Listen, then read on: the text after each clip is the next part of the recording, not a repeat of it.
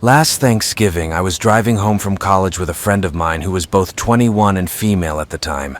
I live in a very isolated part of Arkansas with an hour drive through some sharp turns in the mountains. There are many blind spots, and all the time you are driving on the verge of huge failures without barriers. I'm usually pretty confident in the mountains, but we were in my friend's car, so I was going slower than usual, going about 5 miles per hour faster. So, almost as soon as we started the hardest part of the trip, another car pulled up pretty close to us. It stressed me out, and as soon as I saw a place where I could stop, I did. I pulled into a church parking lot, and my friend offered to drive the rest of the way, but I declined as it was pitch dark, and she had never driven this route before. However, we got back on the road, and after a few minutes I had to stop because a car stopped in the middle of the road. He was not on the shoulder at all, but simply stopped in the middle of the road. My friend says they must have broken down, but they can't call a tow truck because there is no service in the area. I, on the other hand, immediately have a bad feeling and lock the door. I tell my friend to stay in the car no matter what. At this point, she starts to freak out and reveals that she thinks it was the car that was following us. I can't say, but I'm very scared at this moment. It's also parked right before the turn, so I can't pass it. My friend starts frantically telling me to go ahead and pass him, but I don't want to get hit by a Mack truck or fall off a mountain or something, so I honk. Nothing happens. No way to call for help as there is no cell service, like I said. So we just wait there for a while doing nothing. My friend is crying and freaking out, but I'm too scared to try to get past them. I honk my horn a few times and eventually a guy gets out of the car, walks around the back and leans against his car looking at us. My friend freaks out even more, and I just freeze. I tell her not to look me in the eye. I'm ready to hit if he does something, but he just stands there and watches. Note, he also doesn't check his car or anything. I try to stay calm and just pray that another car shows up soon. It seems to last forever, but it was probably more than 15 minutes. He's just leaning against his car and looking at us. Eventually, we see car lights behind, and then the guy runs to his door and gets back in his car. He accelerates, going dangerously fast. So there was obviously nothing wrong with his car. I start driving, not wanting to cause a wreck. We haven't seen anything for a while, but after a while, we pass the same car parked along the highway, and it reverses and rushes after us again. I try to speed up and get rid of him, but he continues to follow us. We have cell service at this point, but I don't know if I should call the police because nothing is happening. I call home and tell my brothers what's going on, and tell them to wait for us on the porch. And the car follows me all the way home, and also the very long way to my house. I walk up to my house, and my 2 brothers are waiting on the porch with their deer rifles. I stop and the car just pulls to the end of the road, spins around, and races back the way it came. We tried to catch his plates, but we couldn't see them in the dark. Needless to say, me and my friend were pretty scared, but when I told the whole story to other friends, they just didn't think it was a big deal. What do you think happened that night? It happened a few years ago when I was 16 years old. I used to have no blinds or curtains on my windows, and I never cared to have something to cover them for long. My street is pretty rural, and we know all our neighbors pretty well, so I've never worried about anything weird happening. That is, until tonight.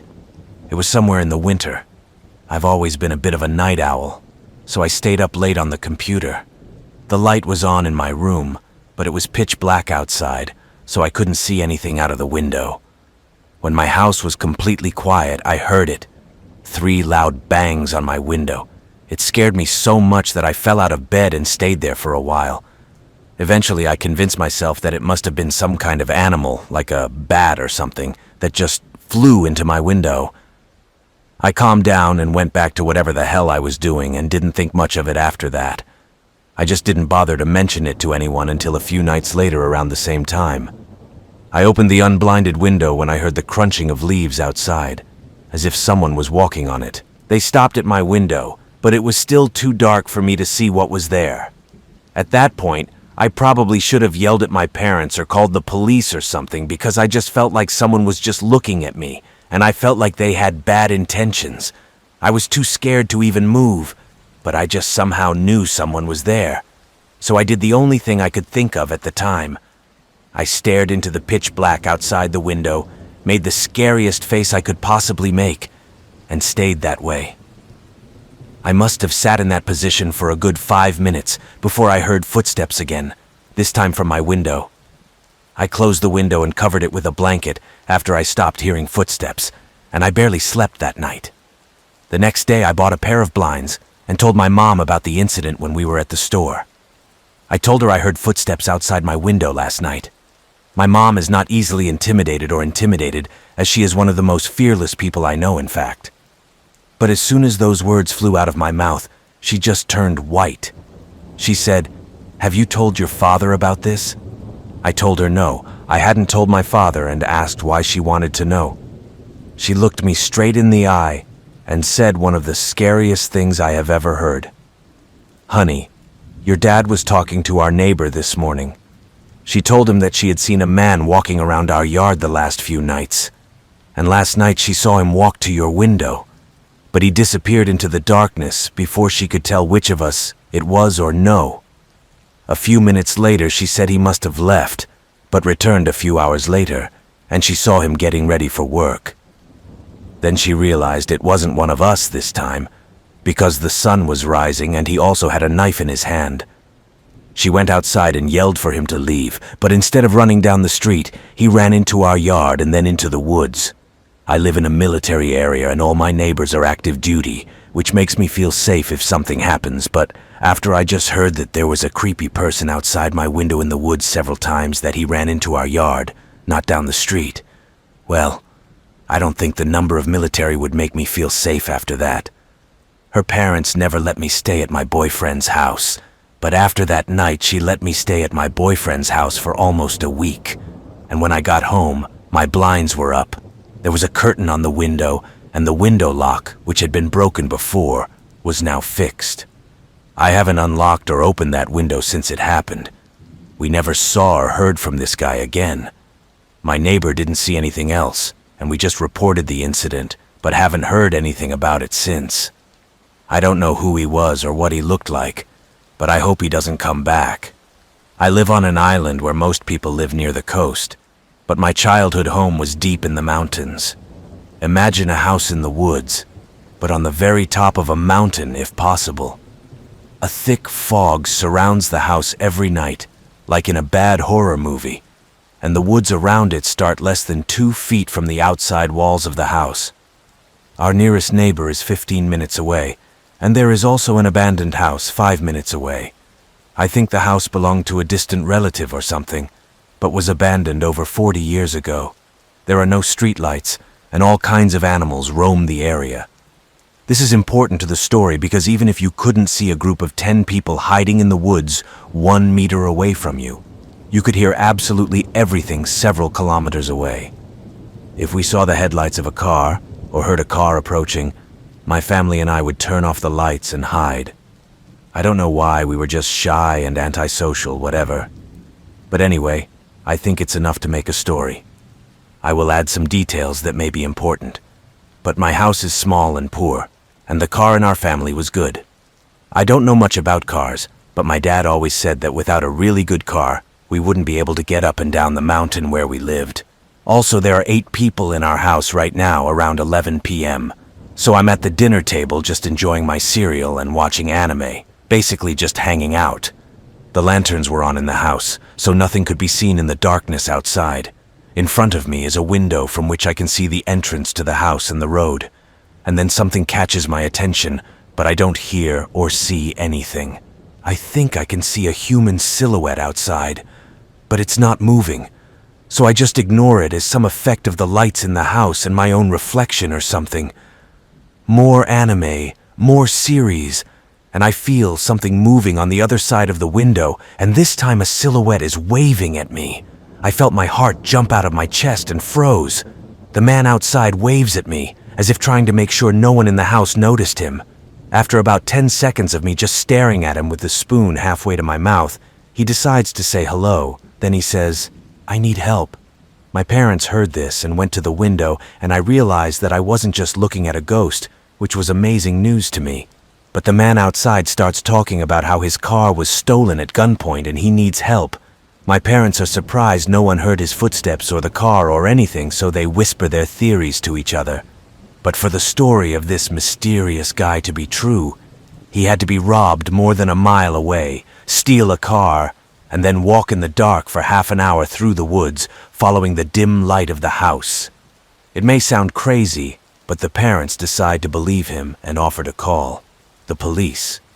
But our visitor prays and says the most stupid thing possible. He says, "Don't call the police. I don't have a gun." My parents are silent for a while. The guy outside knows he's messed up, but continues to make his request. He asks, "Can you give me a ride to the city center?" My dad chuckles nervously and gives him some sort of excuse. He mentions the time, how he felt the guy was lying, and that he had already called the police, which is actually a lie. And here begins my favorite part of the story.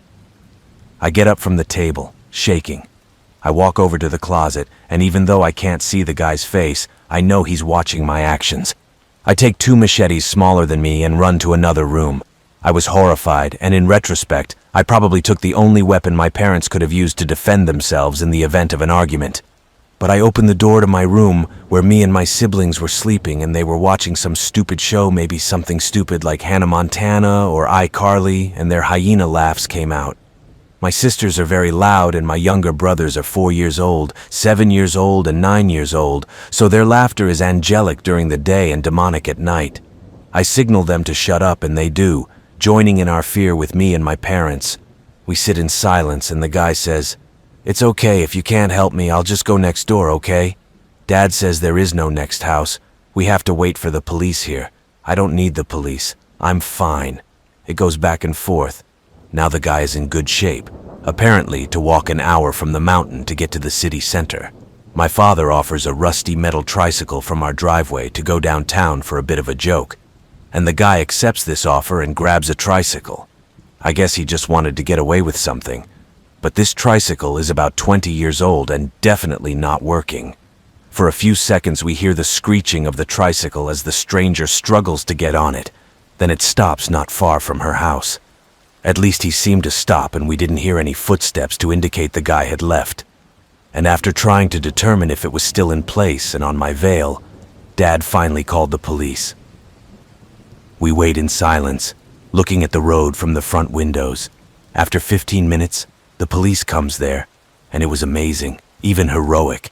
And as soon as the red and blue lights come on, they illuminate the entire road to the abandoned house. The tricycle is still on the road not far away. The police claim that they do not see anyone on the road. There is only one way uphill, and if the guy kept going, he would definitely be seen. So they look into the forest with a flashlight and then just call for a day. However, the policemen were clearly frightened by the eerie appearance of the house, and they did not stay more than 5 minutes. Luckily, nothing else happened that night, and I slept with 2 machetes under my pillow, which I remember angering one of my sisters. But to this day, we have no idea who it was. The next day, there were no reports of car thefts, and even though there were a lot of strange things going on around my house, we never saw it again, a guy. It was pretty obvious that he was trying to steal our family's car, but there were a few things we could never figure out. Like, where did he come from? Where did he go to? If his story was true, I guess he had the worst luck in the world. I think the situation was interesting, though, because I often think about his point of view and how Horror Nights gets a little, well, comical. I mean, imagine that. You're going to rob a house. It turns out that the people inside are talking calmly. I don't know how much this is faced by criminals who try to intimidate or deceive. There's a scrawny, seemingly mute kid who tries to be sneaky and grab a few machetes and then hide in the darkness of the house. And then children's laughter comes from unseen rooms in the house. He could see the doors, but it was geometrically impossible to look inside the rooms from the windows. And at the end of the day, I think we were lucky to beat the hell out of them that night, because I just don't see any other reason for a guy to abandon his plans. The guy clearly had a weapon and bad intentions, not to mention his ninja ability to walk through a forest where we could even hear feral cats walking around and no neighbors to see or hear them. Until 2016, I lived in Palmdale, California. My sister Honey and younger daughter lived with my mother in a rented apartment in a townhouse in Oxford, about 2 hours away. Every week or two I would go on the road to take them shopping and clean their house because they were both disabled. My mother was my heart, and my sweet sister helped raise me, so whatever they needed I was always there for them. On the ground floor the kitchen was at the rear with doors opening onto the rear yard, then a large open space and then the lounge and front door. To the right was the bathroom and my mother's bedroom. The stairs were on the left with railings in the half walls that went to the first landing. My mom was sitting in the elevator chair on the right facing the bottom of the stairs. One night we were all sitting in the living room just watching the show with the lights on, and my daughter was upstairs in her room. We laughed at what we saw on TV when saw something on the stairs. He rushed down the steps very quickly, picking me up, and then ducked behind the banister, and nothing but cold entered the living room. Mom even noted that it was cold and put on a robe. At first I thought it was my daughter cheating on me.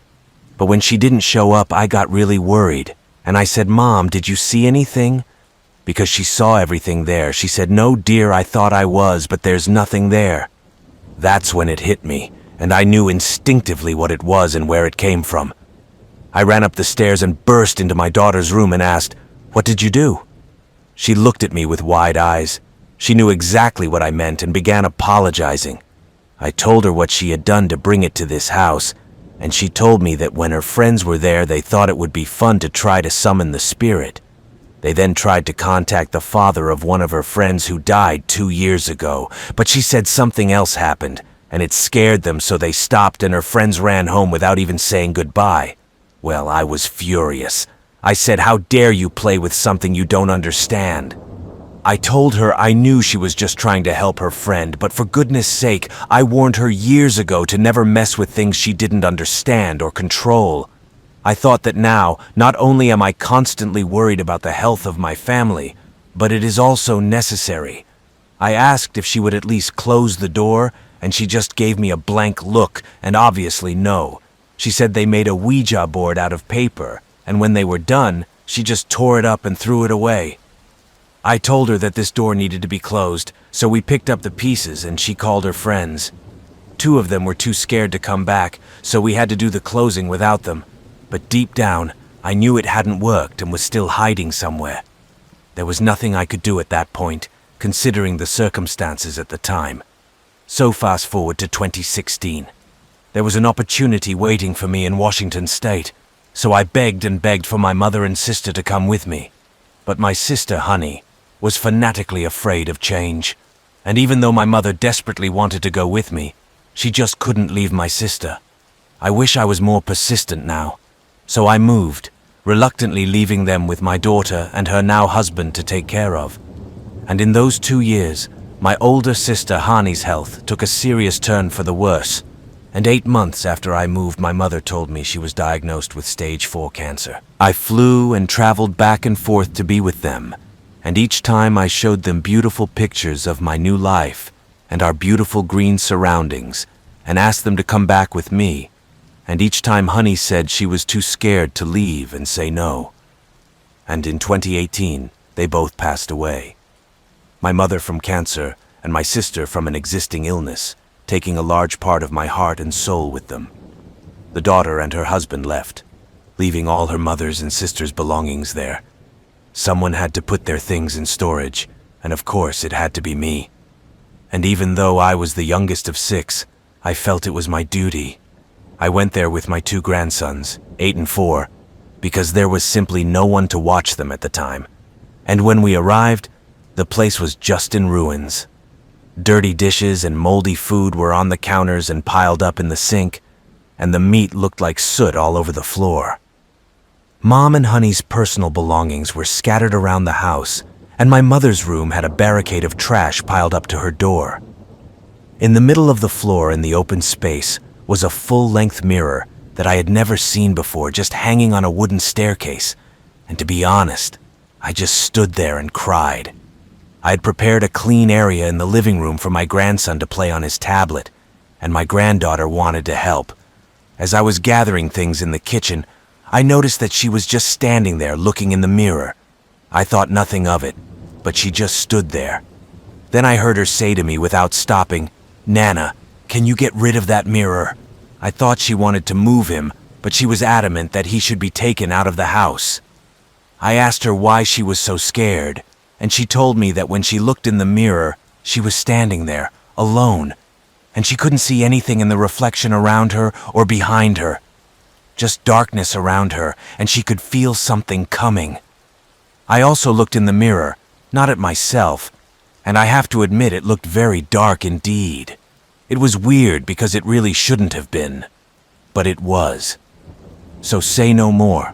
Not only did I take it outside, but I smashed it into a million pieces and threw it in the trash. But we decided to sleep in the living room, and it took days to even come close to doing that. But it happened last night and we were alone. I had just washed downstairs, so I locked the doors and all the windows in the whole house, and we slept upstairs in the bedroom across from my daughter's old room. We collapsed on some mattresses on the floor, and I always left the light on in the hallway. I'm reading a book online. My granddaughter fell asleep next to me, and my grandson was lying on the tablet at the end of the bed. I began to sleep, and my grandson started yawning. He looked up from his tablet and his eyes got big. He ran to the door, let out a horrible scream and closed it. Quickly came back to me, crawled under the blanket, and came as close to me as possible to make me feel really not easy.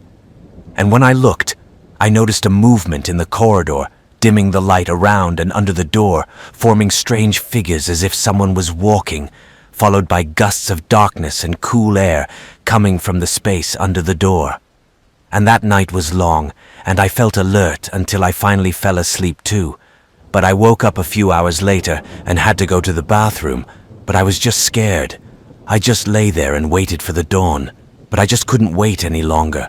So I opened the door slowly, afraid of what was waiting for me on the other side. But when I did, there was nothing. But at the same time, I just knew there was something there. I felt it. I tried to be as quick as possible, left the bathroom door open so I could hear the kids, and then ran back.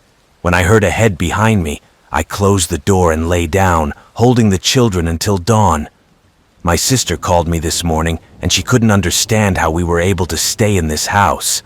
When I asked her why, she told me that while she was reaching for the boxes of photos, she heard noises coming from my daughter's room upstairs. She said it was loud, and she just felt like an evil presence, and everything inside her was just telling her to leave, and she did. She also told me that my son-in-law, which I didn't know at the time, was into black magic and had caused dark energy in that room, which obviously wasn't cool. Late in the afternoon, when everything was done, the kids were in the car and the car was packed. I just wanted to take one last look at my mother's bedroom where she was sleeping. These walls hold so many memories. I felt that if I looked closely too, I would see a couch in the place where the bed was, and my mind was telling me not to cry. As I stood in the doorway, shivers ran down my spine. The hair on the back of my neck and arms began to stand up, and I could feel something approaching me. And then, and I will never forget it as long as I live, I felt a warm breath in my ear and heard one loud word that said, "Run!" And boy, did I run out of the house so fast without even bothering to lock the door. And to top it all off, while we were driving, my granddaughter asked me who that was standing in the window upstairs. The desert is a scary place for me now. It used to be a place filled with peace and quiet, but after living there for almost 30 years, you see things. This incident took place in the high desert of California in the mid-90s. Once the whole city was military. There is a military factory and a prison. Streets to this day consist of numbers and letters. An example would be Avenue O at 178th Street. You've always heard rumblings of missing people and underground tunnels, which is confirmed here. In fact, a friend of mine kept getting a draft from his closet in his childhood home, and later, when he was older, he checked it out and found an opening into one of those tunnels. He did call me over to check it out, but I was too scared to go more than 10 feet when I turned around and just told him it might be how people disappear. You always saw things late at night in the distance, far beyond the lights of that small town. Strange glowing lights flying straight up and things in the sky, just things you never talked about. But life was carefree back then. However, if you want to visit friends, you have to drive long desert roads and sometimes return home late at night in pitch darkness because there were no streetlights. I remember coming home late one night with my then boyfriend and another friend, and we stopped for some reason. I don't know why, but something just made me want to get out of the car and look at the stars. We were in the middle of nowhere, but we could hear a sound like machinery and a muffled clang like metal or something. We all started looking around but saw nothing.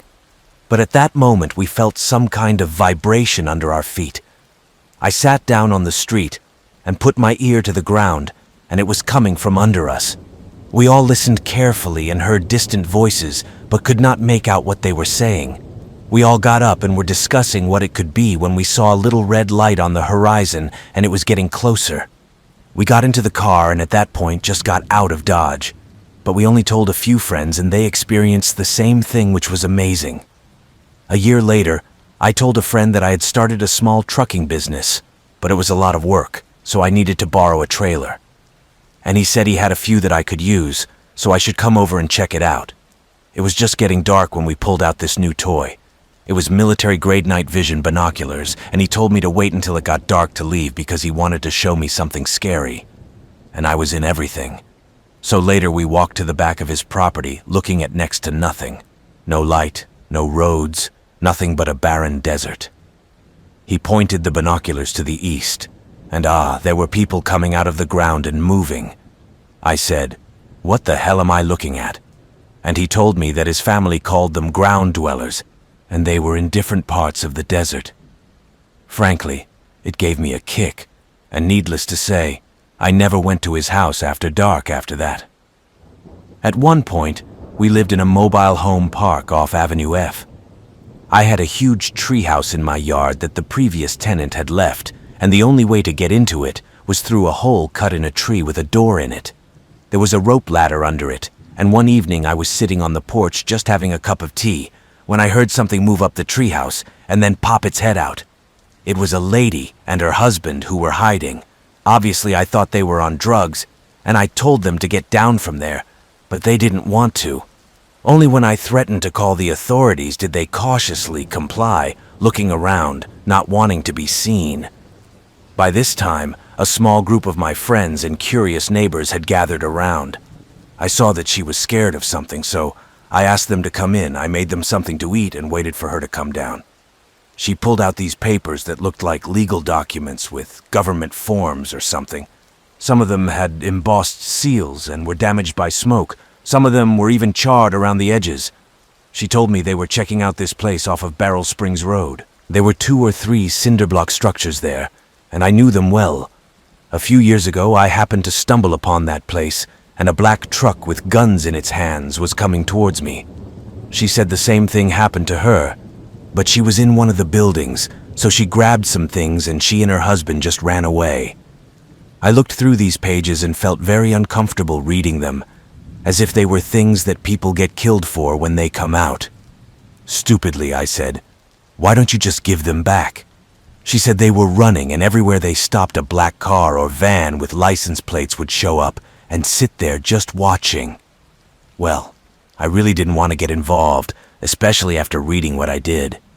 It was too big for little me, and I would take what I saw to death, so I packed them a lunch and told them they could sleep in the treehouse for the night. They did so, but early the next morning they were gone. After that, we also started seeing black vans parked on our lonely road in front of the house. One time I got so sick of seeing them that I just walked up to one, but they took off when I tapped on their tinted driver's side window.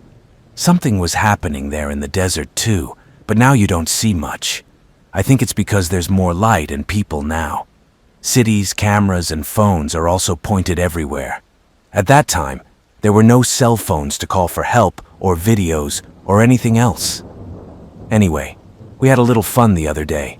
My friends and I drove around in this stupid little red car called a Yugo. It seemed to live up to the end almost all the time, and my friend's uncle told him that there was a whole abandoned town way to the west of here, and it was just abandoned stuff everywhere, and we were so stupid that, okay, we made our way out for a long time, thinking we were lost a few times. And then we started seeing some things. A carnival booth on a trailer, broken tractors and furniture, small huts here and there, and empty water bottles everywhere. There was not a store or business for many, many miles. I wondered how anyone could survive in a place like this. And then we saw it. It was long and looked like a single walled house on wheels, if you could call it a house. It was 60 to 80 feet long and was raised. Honestly, it looked like something out of a horror movie. The windows were boarded up all along the front of the house, and the old tattered curtains were still hanging and blowing in the breeze. Sections of missing siding were exposed under the house.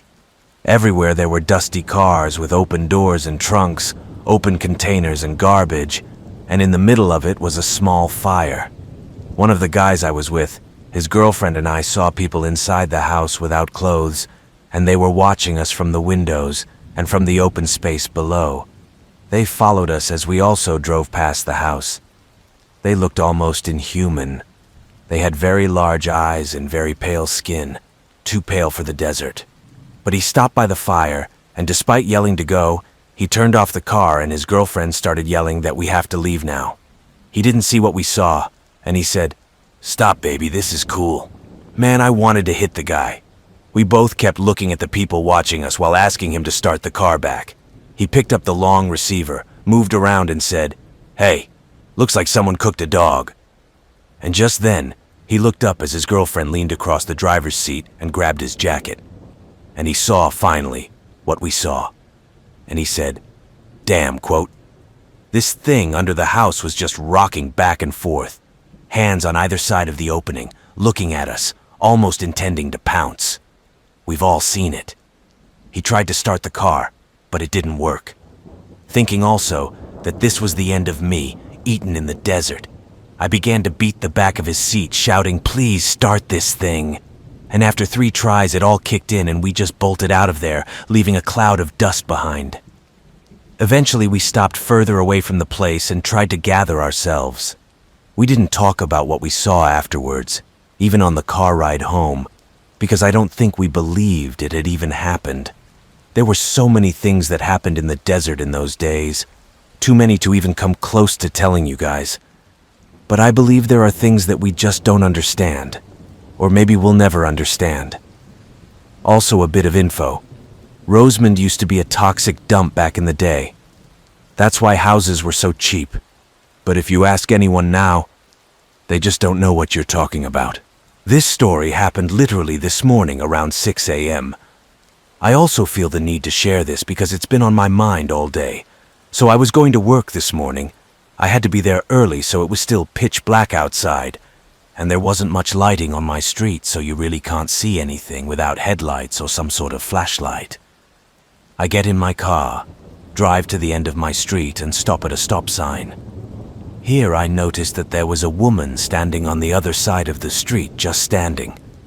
At this point, I'll probably be stuck at a stop sign for a couple of seconds, because now I'm a little concerned that there's a woman just standing on the side of the street in total darkness. Is it surprising? And then she notices me. This is also where it gets a little scary because she turns to look at me and just out of nowhere starts charging towards my car at full speed. It's not even like the normal running we're talking about. Her arms are outstretched to her sides, and I can only describe it as a zombie running in a video game or something. And she walked fast, too. All I know is that she was definitely coming straight at me, and she looked like she wanted to hurt me. I went into full panic mode. I hit the gas pedal so hard. I must have been going about 60 in a residential area. But at that moment, I didn't care. When I pulled away a bit, I looked to the back and I can still barely see her chasing my car. And that's the end of the story. She was going fast, but of course she couldn't catch up with my car, and I ran away. But let me tell you, it was a terrible way to start the day. I have no idea who this woman was or what her intentions were or anything. All I know is that it left fear in my bones. 2 weeks ago, while I was reading on the couch in my living room, I heard a knock on my apartment door. I wasn't expecting anyone that day, and it's unlikely that it was any of my immediate neighbors, since on my floor, we're all students who come and go every year or two, and don't really need to meet each other anyway. Mind you, there are no people at the front door, so I couldn't see who it was either. However, a few seconds after the knock, a middle-aged man's voice comes through the door. "I'm at the water meter." That was amazing. I sent the water meter reading to the estate agency last week, so it is still there. I told him that I had already sent it. A pause of a few seconds before he adds, "I need to see this." I say, "Why would you want to see that?" He pauses again before asking if I can open the door. I get up and go to the front door, next to which is the bathroom and the water meter. I'm going to read him the numbers through the door and do it. There's that awkward pause again. He says thank you, and I wait to hear his footsteps down the hall as he leaves. I live in an attic room in an 18th century building with old creaky wooden floors and stairs and thin walls, so you can hear people walking or talking on the phone or whatever, but it's just silent. At this point, I know he's just standing outside my door, and I get an ominous feeling when about 30 seconds later, I don't hear any footsteps, and I put the door wedge under the front door without leaving the recording. A minute later, I pick up the phone and start calling my mom, and that's when I hear him leave. I call my mom and tell her what just happened. She's even more wary than her daughter, and decides to email the real estate agency we're renting from so we can know if it was just a misunderstanding. Like the guys who counted the water just weren't told that the agency got my water meter reading or was just late or something. We received an answer after a few days because they did not send anyone. However, they went through several options. It could have been the landlord himself, which is hardly possible, or a syndicate of tenants. They then clarified in their email that they had called the owner, who was several hundred kilometers away at the time, and had not sent anyone, meaning that no one had ever sent this person. He managed to get into the building, which was protected by 2 entry codes, and went straight to the last door to ask to be left in the apartment rented by a single student during one of the few times in her schedule when she was there during the year, where tenants provide water meter readings, and didn't ask any of the other tenants, even though he should have had a list of who passed it on and who didn't. I still don't know how he did it or who he was, despite our best efforts. Sometimes I get this foreboding feeling that I think I could have naively just let him in. I probably would have if my mother hadn't reminded me to send in the reading, and if I hadn't smelled that fishy smell, or the fact that he knew exactly what to do, when and who his target was. I'm moving to another city soon for my studies, and you can't know how relieved I really am. When I was 18, I worked at the local Target. This was when we had a wall next to the cash registers with Pokemon, baseball, trading cards, etc., and a Starbucks in front of the cash register at the front door. Also, for context, I'm a woman. Well, one day I was filling that wall with some more cards, and a tall, awkward man came up and started looking at the Pokemon section next to me. He asked, "Do you like Pokemon?" And I said yes, which led to us talking about Pokemon. I didn't really think about it. He selected a few, wrote them out, and left. 3 days later, he came back to the store, found me, bought some candy, and wished me a good day. So, this is where things start to escalate.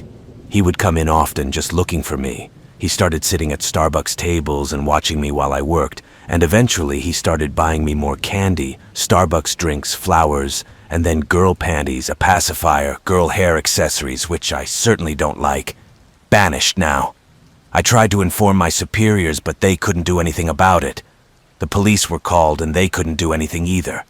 One day, he followed me into the back room because I started leaving the tills every time he came into the store, and then we were able to call the police because he cornered me in the utility room.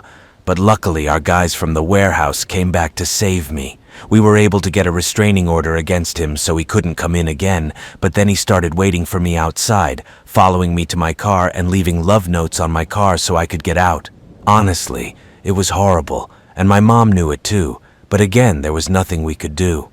But one day he did follow me from work to my mother's house, where I was living. At the time, I never saw his car until that day, and I was standing outside the house singing love songs and reading poems to me, also very loud, and my mother called the police. We kept telling him to leave, and when the cops came, they were finally able to get him to leave. But now he was leaving me notes at my house, letters and parcels with porn, sexy outfits, girls' panties, small things, etc. During all this too, My mother and I tried to get a restraining order and accuse us of molestation, but that didn't stop him. However, one night I was coming home from work, and he was waiting around the corner and attacked me. He grabbed my face and pulled me to the ground. I screamed so loud and so hard that luckily my neighbors came outside and helped me. At that point he was arrested, and I had enough evidence to take him to court.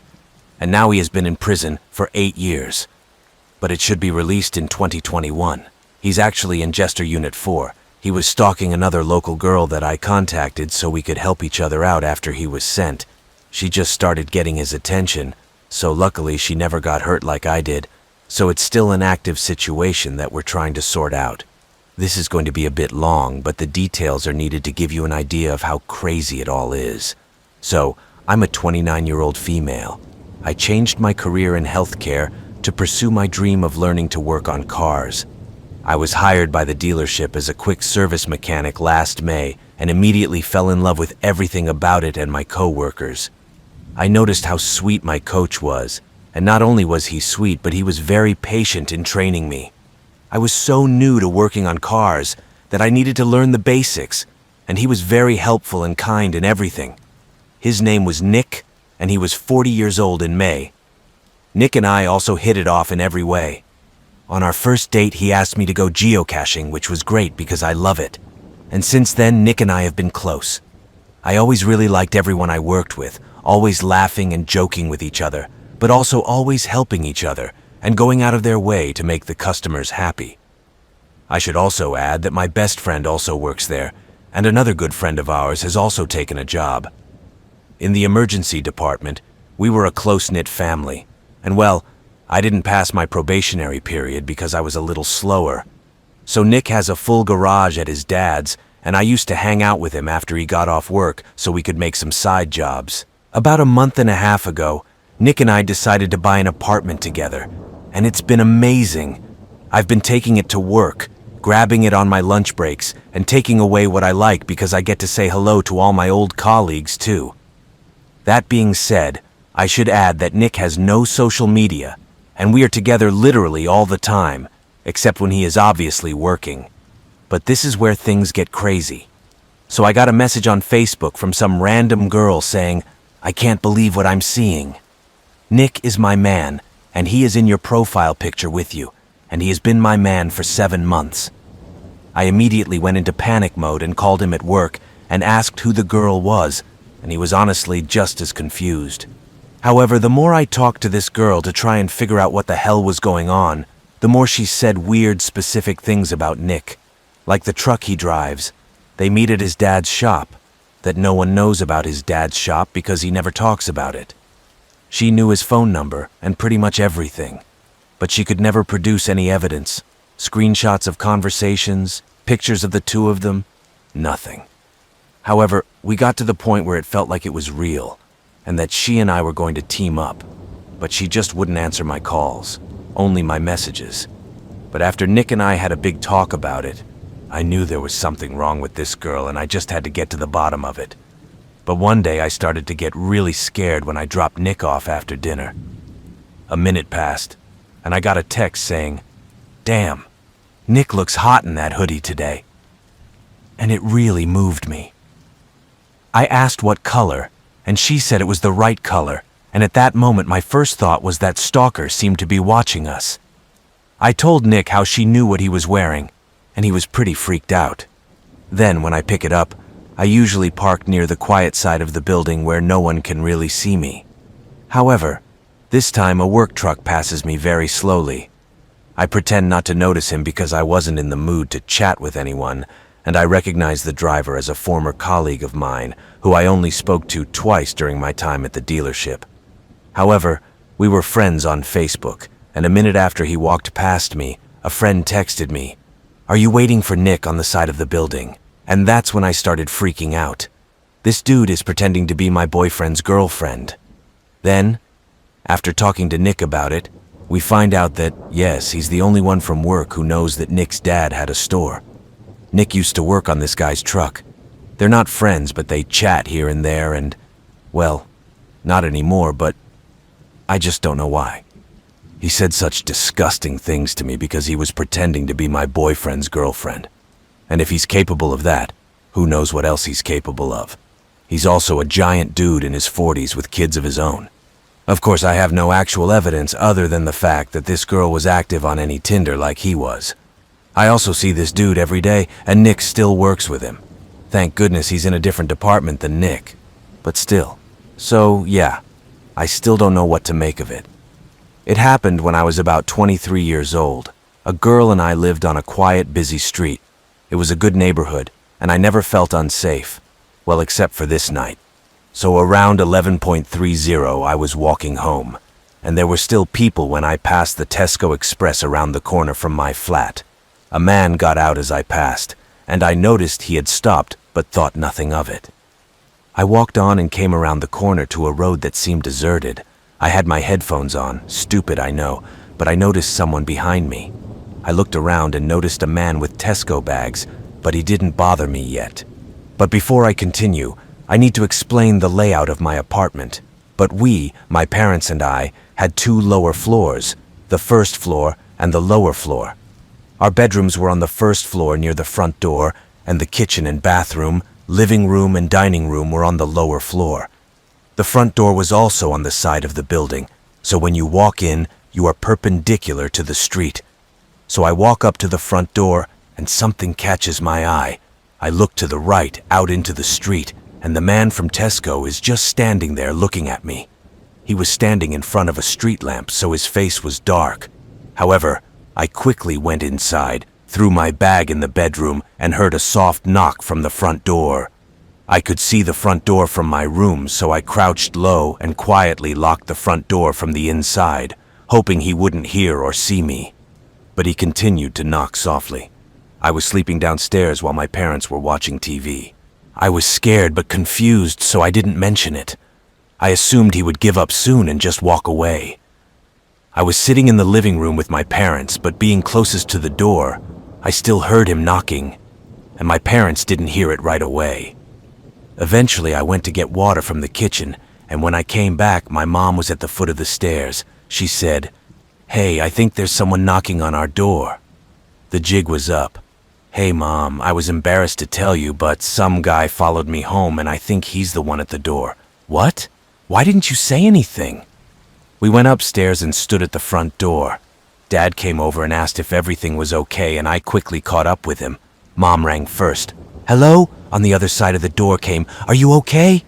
I think he thought it was me talking through the door, so my dad said in his sternest voice, "Can I help you?"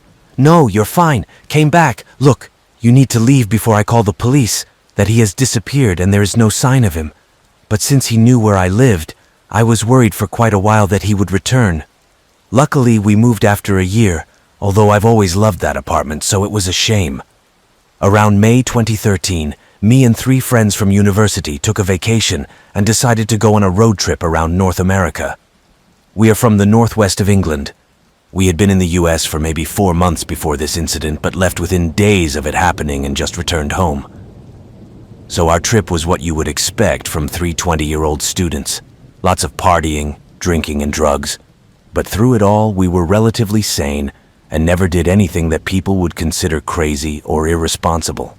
But we rented a small apartment and had about 5 or 6 regular places where we went to meet people, mostly women, get drunk, and hopefully try our luck. One day we went to a local supermarket to buy food and things for the apartment.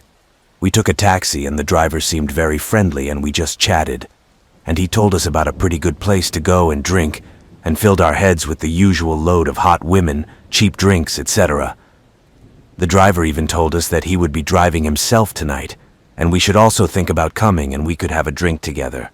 He was really interested in the English Premier League and wanted to talk about it because at the time nobody was interested in it, so we agreed to meet him around 9:30.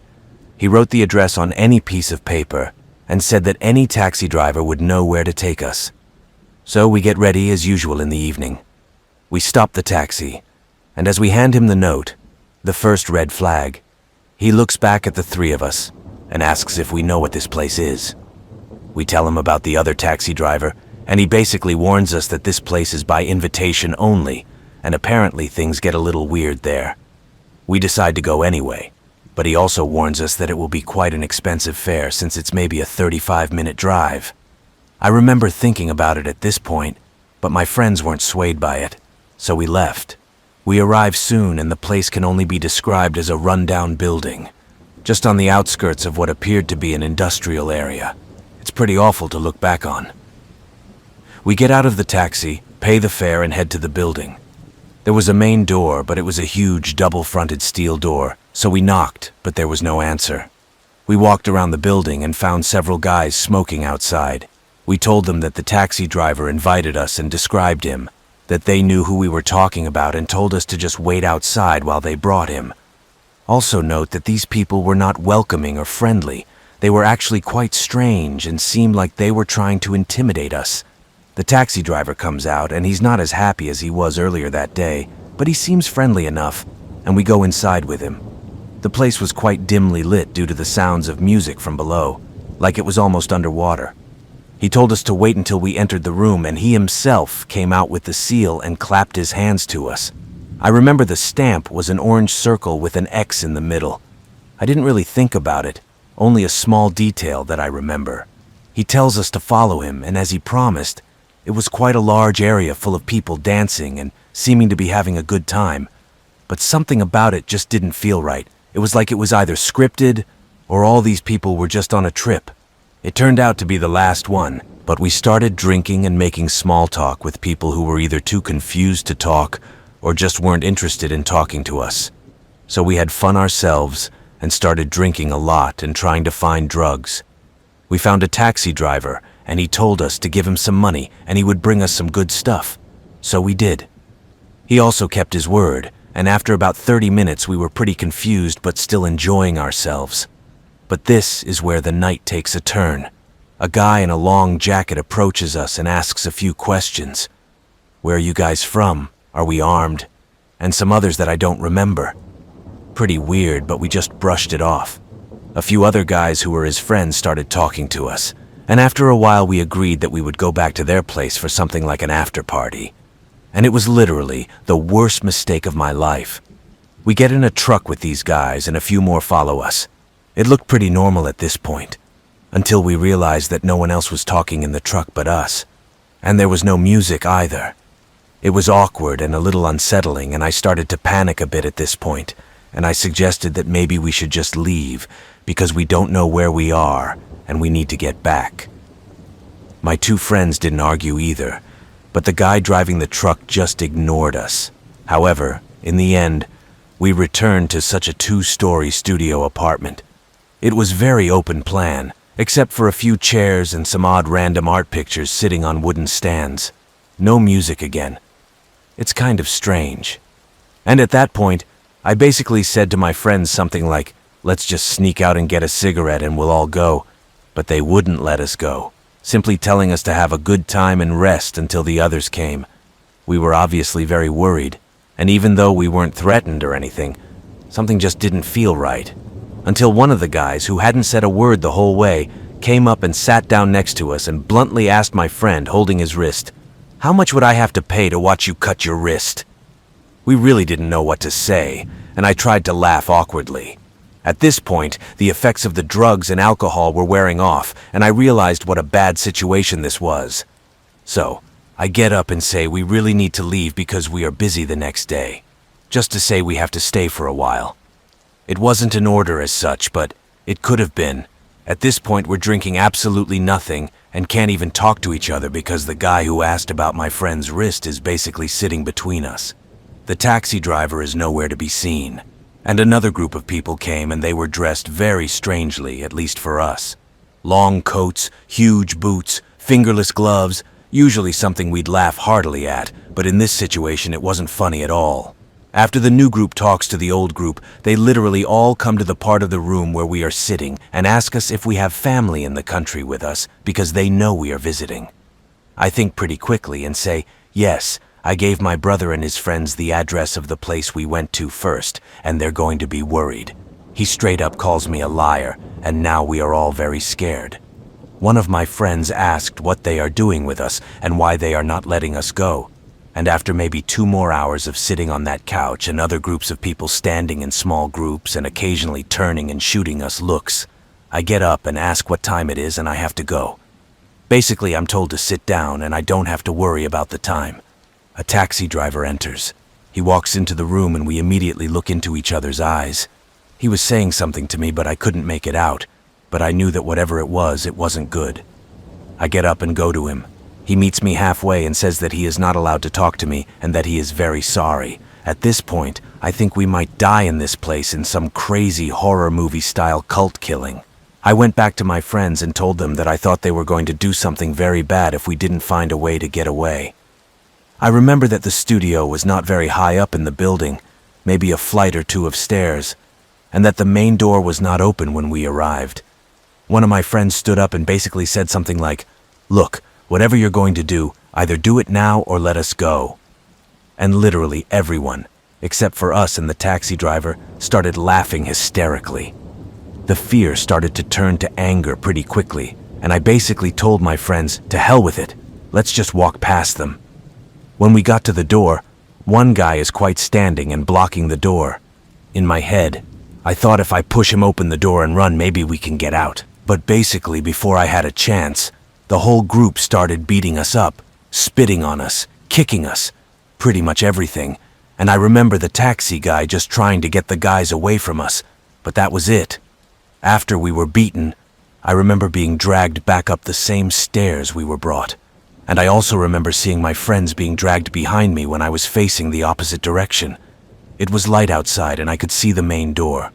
When we went outside, they urinated on us and doused us with gasoline.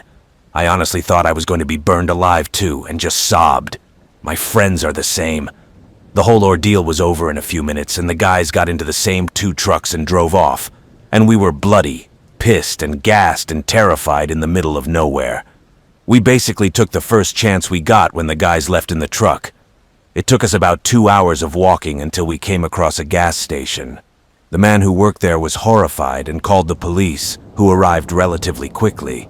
He asked us if we could remember where it happened, and we no longer had the sheet of paper with the address of the place, and none of us could remember the name.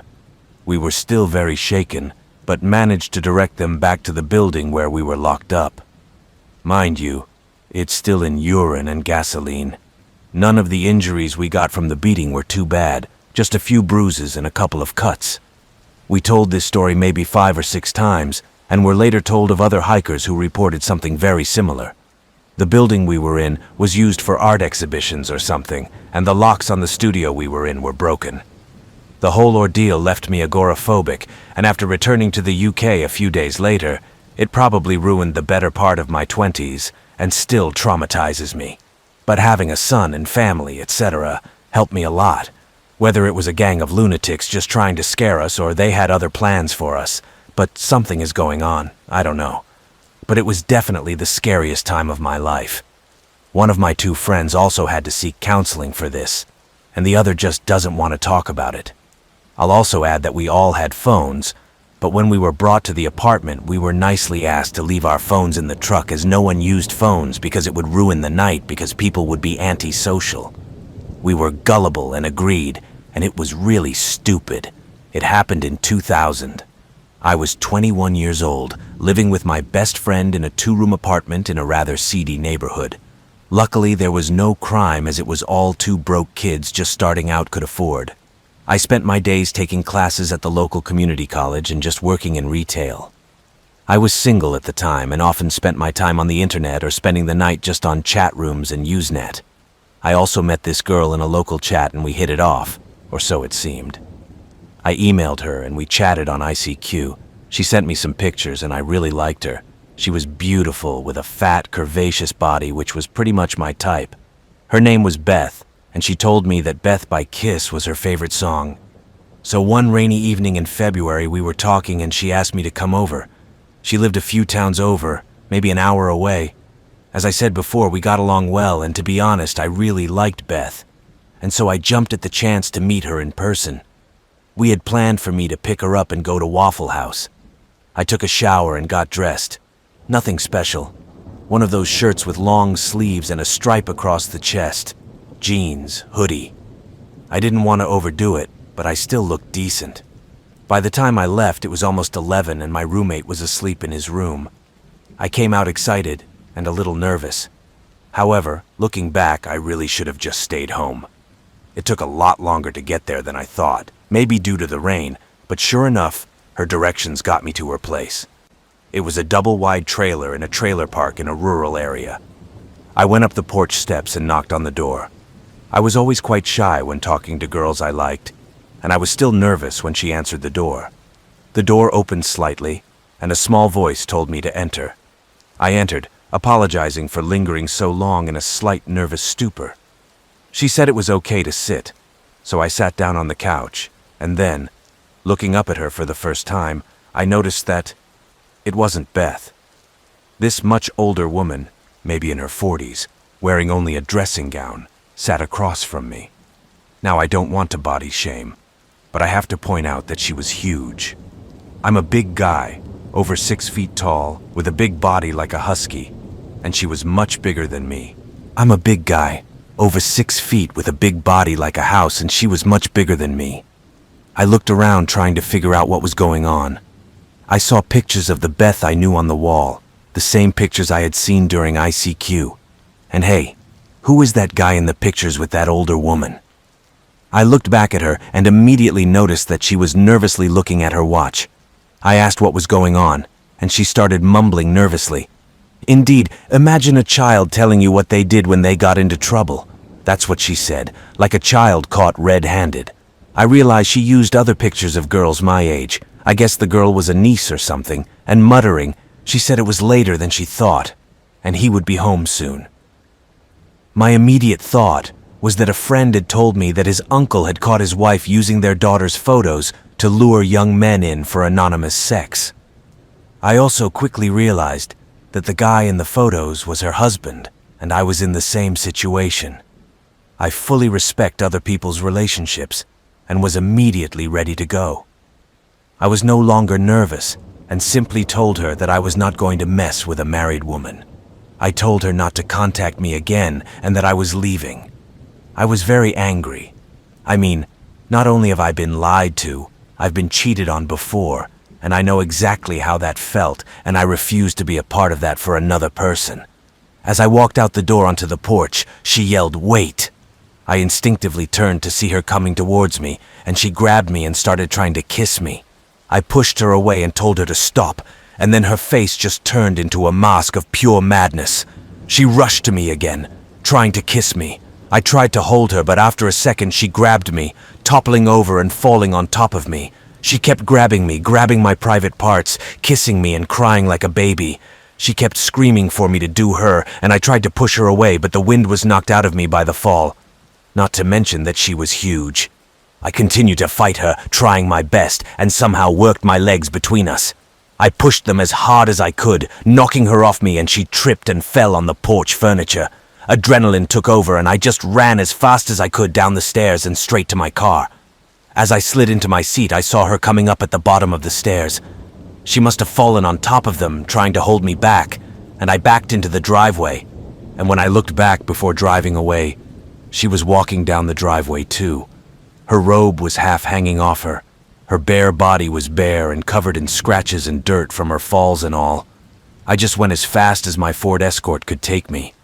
To this day, I don't know how I didn't get into an accident, constantly looking in my rearview mirror hoping she wasn't following me. But I found my way back to the main road and soon realized I had gone the wrong way. I pulled into the first gas station, about to turn around.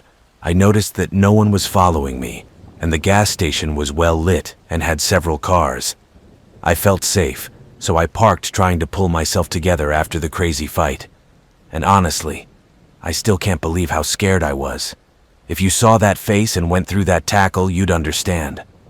But I pulled myself together and got out of the car to go to the bathroom and made sure I wasn't hurt. The adrenaline started to wane, and the occasional pain began to creep up. And that's when I noticed that the gas station was on a hill overlooking the trailer park. I could still see her standing at the bottom of the driveway, and it looked like she was holding her head and just crying. At first, I felt bad for her. I mean, I'm a good person. I often let myself get into bad situations by feeling bad for the person I shouldn't have, and I saw this madman crying and I felt sick. But then I remembered all the crazy things she'd done and the pain that crept up, making me wonder if she'd really hurt me. So I used the bathroom and left. As I was getting back in the car, I looked around again and saw a car in the driveway and a man yelling in the yard. I guess he came home while I was writing. I can't imagine what it would be like to come home to my wife standing naked in the driveway just crying. Judging by her pre-madness mumbling, I'm guessing she wasn't a good liar either. The next day I came home and told my roommate what happened. I didn't want to at first. I was ashamed for some reason. Although, as I said, he was my best friend and knew immediately when something was wrong. Not to mention I was limping anyway. My whole body was killing me. And he figured she was just unhappy in her marriage and maybe her playing made her a little crazy. Or maybe she's already mad and the situation just failed her. Maybe she was on drugs or something. I don't know, but I cut off all contact and it's been almost 20 years since that night. I never saw or heard from Beth again.